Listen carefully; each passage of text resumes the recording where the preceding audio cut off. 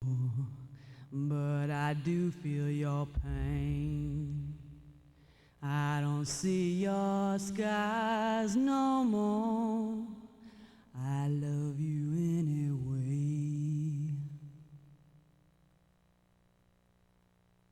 Hello and welcome to It's Only Rock and Roll, but we like it. This show is going to give you some of the biggest insights on music trends and bands that are shaping the industry today. And today, myself, Dave Flack, I am joined with Tom Pirelli and Jim Farber, and we're going to discuss some of the latest lyrics that are out for rock music and some of the history of those lyrics. We're going to discuss a new album by a band called the Chieftains, and they're from, I believe, Ireland, if I'm not mistaken. Yes, they are. And then finally, we're going to give you the walk-bys of the weeks, albums that if you're walking by a record store this week, you got to go in and purchase these things. So let me start by introducing my two co-hosts.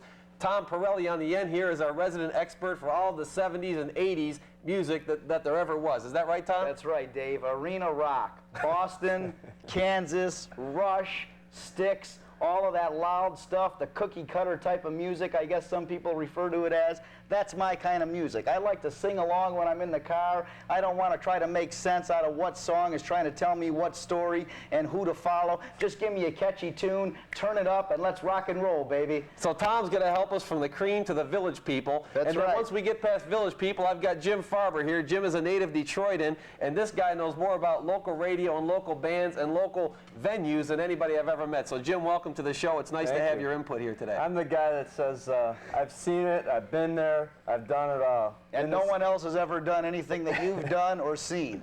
Well, if you call my musical taste wild or weird, you can call it whatever you want, but I think it's eclectic.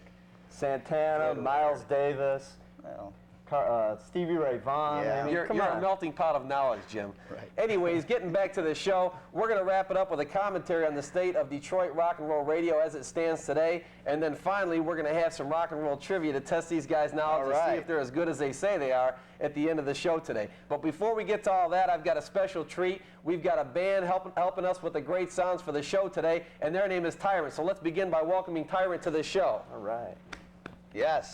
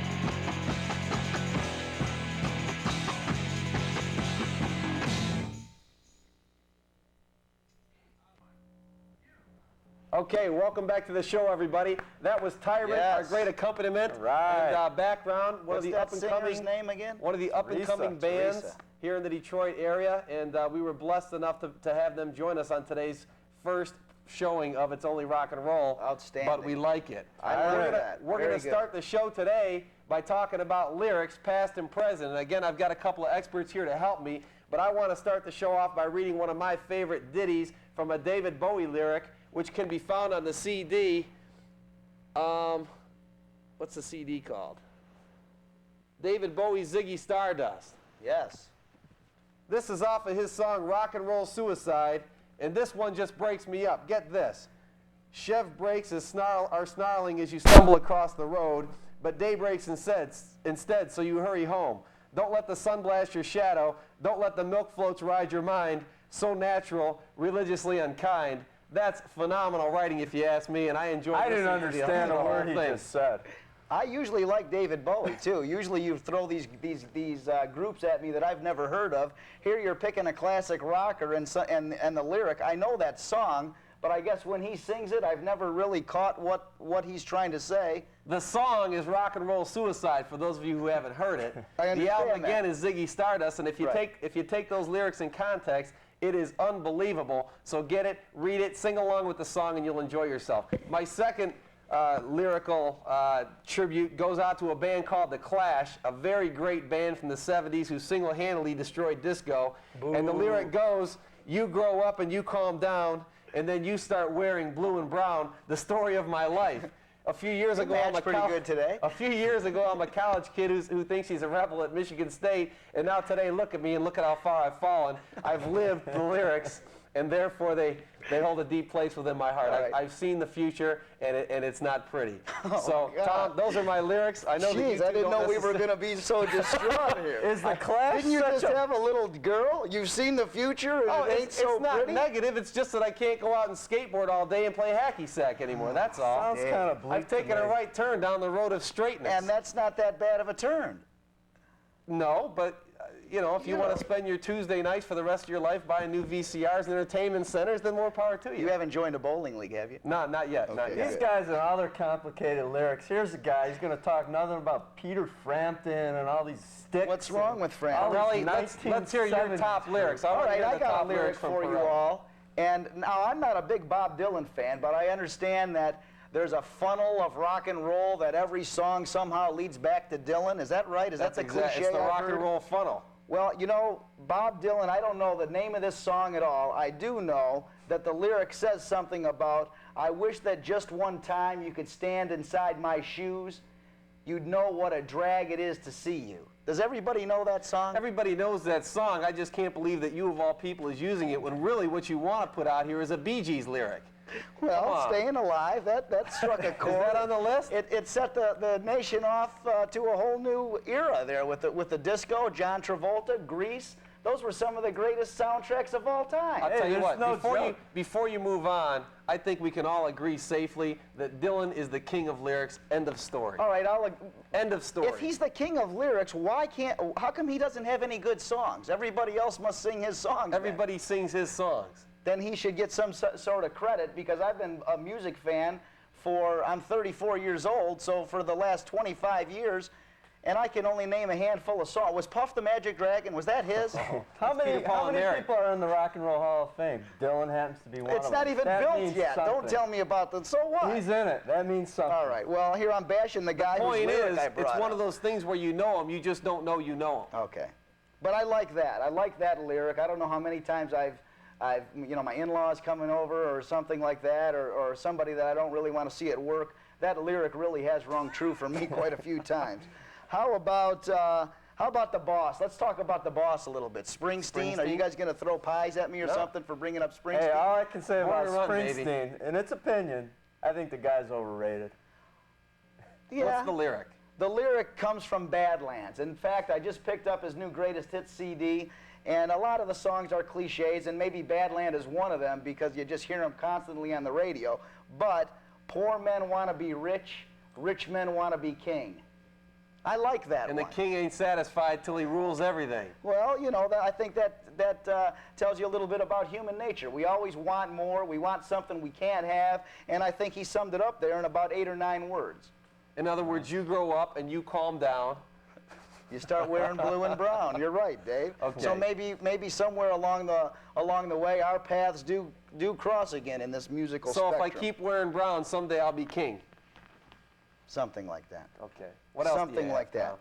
I got one here, Bob Seger, another classic rocker, native Detroiter or Ann Arborin or wherever he came from Against the Wind. That piano in Against the Wind really gets me going. That's now we're talking. I mean, this is good stuff. Believe me, I don't know how to play an instrument. I can play any song you want on my stereo, but the piano on Against the Wind, I love it, and the lyric, wish I didn't know now what I didn't know then.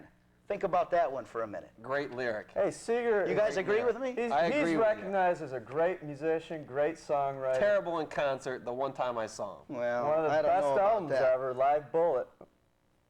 How about The Who? I'm a big Who fan. Roger Daltrey, Pete Townsend. I went to see Roger Daltrey last summer at the Fox Theater. Best show I've ever seen in 20 years of going to concerts. He crooned. Can Roger Daltrey croon? He can croon. He That's a croons 40s at the term, isn't it? beginning of Getting in Tune, one of my all-time favorite lyrics. I get a little tired of having to say, do you come here often?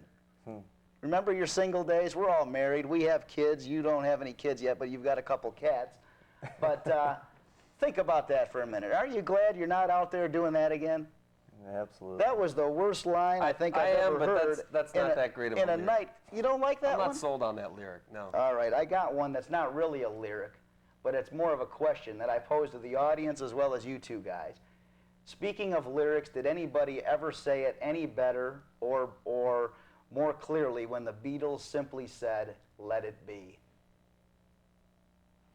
I guess you said it all. God, I'm up That's here it, with the baby. wrong two guys. That's it. No, that's a good. How about when Pete Townsend was sitting at his kitchen table one day, and he said to himself, how about a rock opera? I wonder how that would come across. Tommy? You guys like Tommy That's at fine, all? but he's not the first pioneer. You've got the Beatles with Abbey Road and Sgt. Pepper's. You've got the Stones with some pioneering. There's plenty of people who have done that, so don't give all the credit away to one person. But I just saw Tommy last week in Toronto, and it's fresh on my mind, so that's why And I'm it's bringing still up Tommy. fresh as the day it was ever written. No question. Great. No question. Okay, we Great agree movie, with that. great songs, great everything.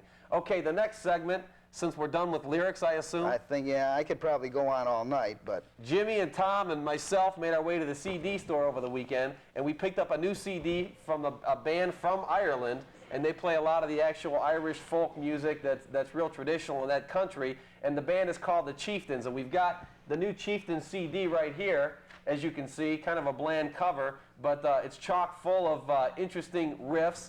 Tom's giving it the thumbs down. Hold on, not done yet. Cute folk lyrics, and also they mix in several well-known celebrities in the music industry to back them up, such as the Rolling Stones, Van Morrison, Sinead O'Connor, and several other people. Tom Jones, I think, sings one of the songs Tom in here Jones.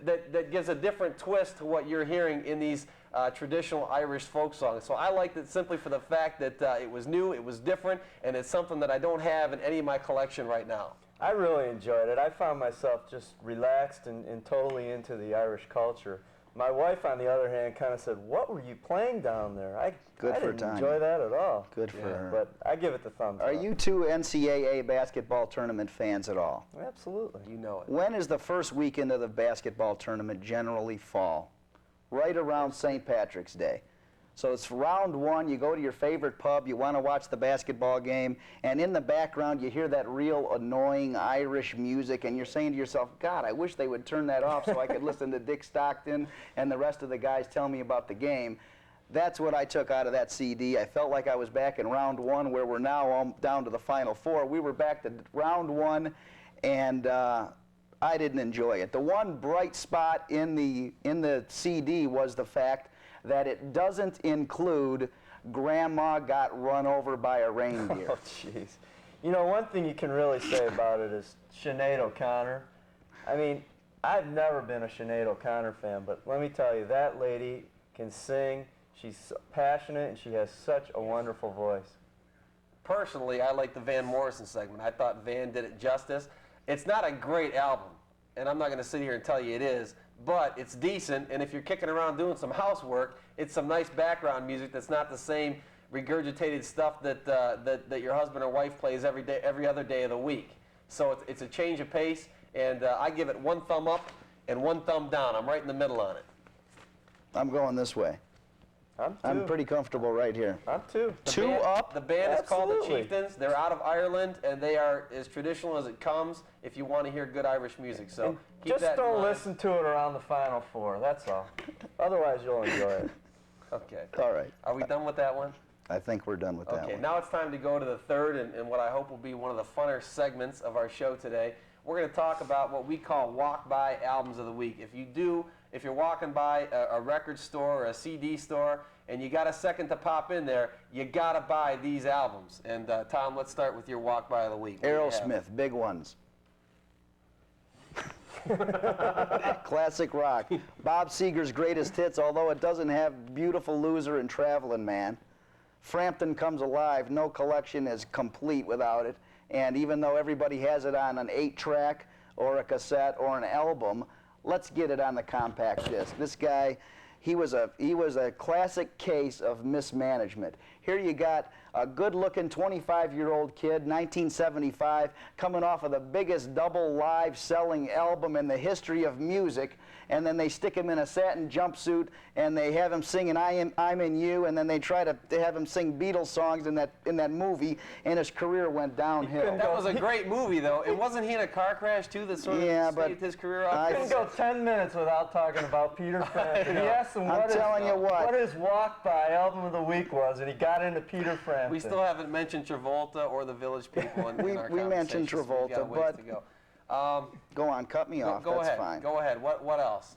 Frampton, Aerosmith, Bruce Springsteen, Bob Seger, even this kid, this young kid, what's his name now? Bon Jovi. He's got a greatest hits. Bon Jovi. You're safe. You're safe buying with the all greatest those hits. guys. Okay. Yeah.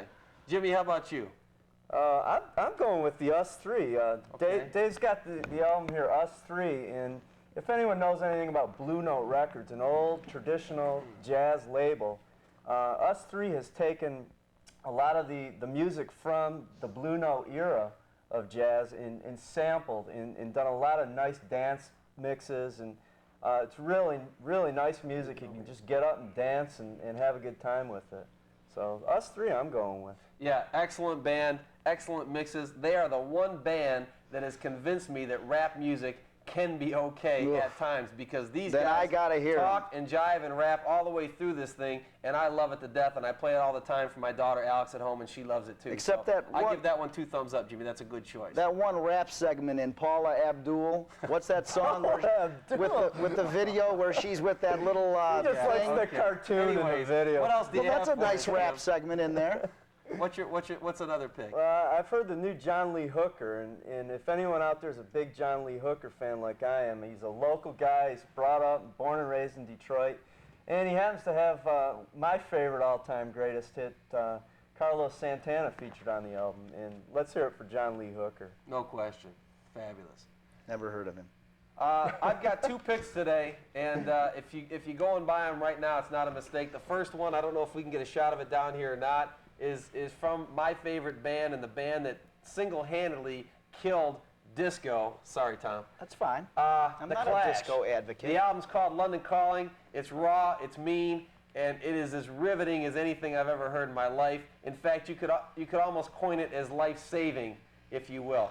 Great album, great cover, great band, and there are rumors of a reunion tour this summer, so we'll have to get back with you as far as whether or not that takes place and whether or not we can get tickets for it. My second walk-by. Wait a second. Single-handedly killed disco. They single-handedly. Disco is bigger than ever now. You go into any dance club on a Saturday He doesn't evening, like things that are popular. disco is big. And if you want to say what single-handedly killed disco, it was Steve disco. Dahl at Kaminsky Disco Park. Demolition Night at Kaminsky Park. Tigers Steve of Dahl. Parkside. That was a part That of it. was it. My second album of the week, walk-by album of the week, is by a band from the 60s called Velvet Underground, and they have what is sort of a greatest hits down here. It's called Loaded, and it is loaded with all of their greatest hits. This band is known as being the first punk band, or the first punk-oriented band. They started wearing the black hair and the pale faces and talking about needles and pins and all that stuff before it was fashionable with the Velvet Underground. Great songs like Sweet Jane,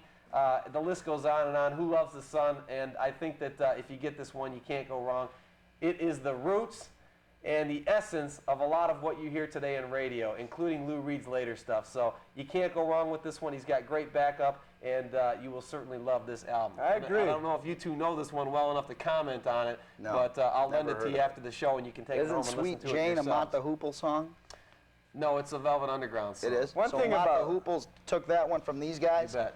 All right. See, it goes back to Peter Frampton. It all- Once it all again, goes Peter back to Frampton. Dylan. Well, somehow, well, how but- does Mott the Hoople, he was in Humble Pie, Yeah. not Mott the Hoople. Okay, So Steve get- Marriott, get Peter your Frampton, they're group all kind straight, of out of that please. same era there. There's nothing wrong with that era. And then I'm going to give one more that I don't have here today, but I've certainly been giving a good listen to at home. And Bedtime that- Stories, Madonna. That's a good one. And that is the new Vitalogy album by Pearl Jam. Outstanding album. Can't say enough good things about it. I've got songs stuck in my head for the last 2 weeks that I can't get rid of, walking around singing these things. And I don't know if you two have had a chance to listen I'll to this give you album. that one. The inside of the album, contrary to what you see nowadays when you get the little flimsy flap with no words and a crummy picture on the front that's a one-pager, this thing is full of good stuff. They've got lyrics that look like they were written on a coffee table with stains all over them. They've got meaningful stuff in it about relationships and growing up and all this good stuff. And they pack it into a riveting musical form that is spiced up with lyrics that don't even have to say words to make sense. And it's a special album. It is a nice package, but they gotta quit playing Better Man on the radio. They gotta That quit playing is not Better the Man. only song I on agree. the album. I agree, but there are 9 or 10 other great songs on there too. Let me ask you this. Absolutely. Will it be okay with Eddie Vedder if I actually buy that CD in a store, or do I have to go over to his house and buy one from him directly? What are his For feelings those of you on who that? don't know what Tom is referring to, Eddie Vedder and Pearl Jam have a personal crusade going against the Ticketmaster, I believe, agency, and the fact that this agency marks up the tickets and gives surcharges and phone charges and processing charges and all this stuff that's tacked on and sent along to us, the final consumer. To your point, Tom, all they're trying to do is reduce the prices because the kids who go to these concerts are the younger kids who can't necessarily afford to go and pay $55 for a ticket to see Pearl Jam. But they're making millions a year, so They're it's making okay. millions a year, but that's another story, Jim. Yeah, absolutely. That's another issue. The issue is they're trying to give something back to their fans and allow them to go see the concerts without having to pay these large fees. And also, they're giving them an opportunity to see it by using systems like this drafting system where you have to send in and it's a random chance that you're going to get to go to the concert. That way, everybody's got an equal opportunity to go and see this band play, and I think that that's admirable. Their intentions are If admirable. you want to intentions- see him bad enough, you see him, you find a way to get the tickets. That's the end I of it. think the Ticketmaster thing has a lot to offer. I grew up, and I'm older than you guys, where you had to go downtown and camp outside of Cobo Arena to get Ted Nugent tickets. Now all you have to do is go over to Westland and buy them from Hudson's or buy them from a record store. So there's a price for that convenience, and those same kids that you say don't have enough money to buy them through Ticketmaster sure aren't going to be able to go down and camp outside of the Palace for a night and a half and get a ride there and a ride back and all this other stuff. Ticketmaster has a place, and I wish Eddie Vedder would just try to make as good a songs as he possibly can and keep his mouth shut on the political rhetoric. That's fine, but he's not the first one to introduce politics, and I think we've talked about Sinead O'Connor today. Bono is famous for doing that, and it's not going to stop.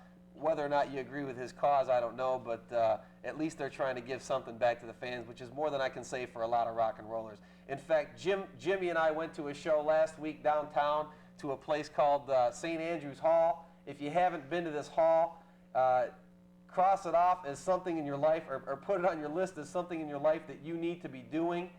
Go down, pick out a band, and go and see this concert. It's the place to see a show. It's intimate. and you just have to go. Exactly. We saw a band called Fishbone, and they weren't exactly tailor fit to my liking. They're a hard rock and body slam, and people were doing the moshing, Jim, I think you called it, Mosh? and the pit throwing and, Yeah, it's and slam slam dancing dancing. and all that stuff. And it was a hell of a lot of fun to be down there, but and it was a lot of fun to be in this venue.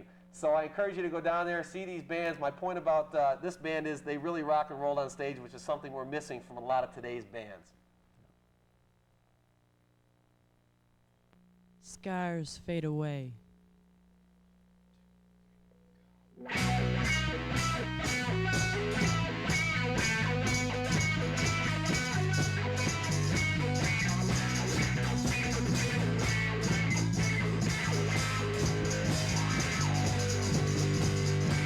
I never told you I'd stay, I will. I never said that I don't. I never whispered your name, said that I know, I know.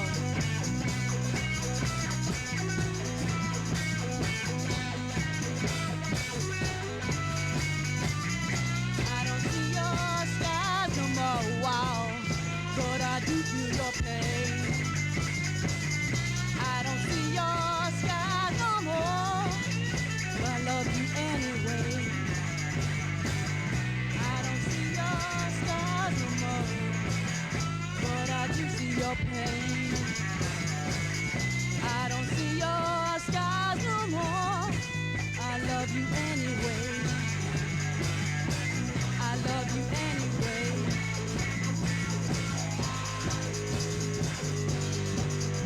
Skies fade away. Skies fade away. Skies fade away. Skies fade away. Skies fade away.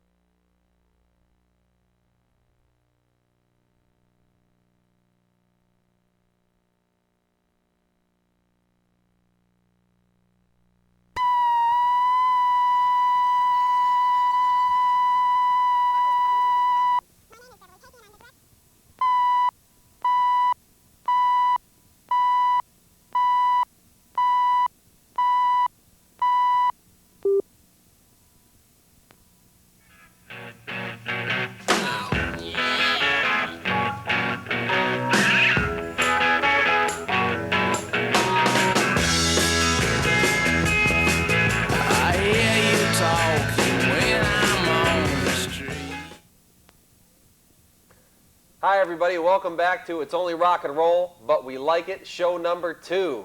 Thanks to popular demand here in Oakland County, they've brought us back for yet another show of entertaining and highlights of the music industry and trends and all the good stuff that we talk about week to week here on our show. I'm here today again with Tom Pirelli and Jim Farber, the two co-hosts of the show. And today we've got a whole new lineup of fun stuff to talk about. But first of all, I want to mention, wasn't today's intro phenomenal versus what we had the first time? I watched the tape on the first show, and I know a lot of you out there saw it and called in, and it was a little bit depressing. Today we came in with the Stones, and I thought that it was much No improved. offense to Tyrant, though.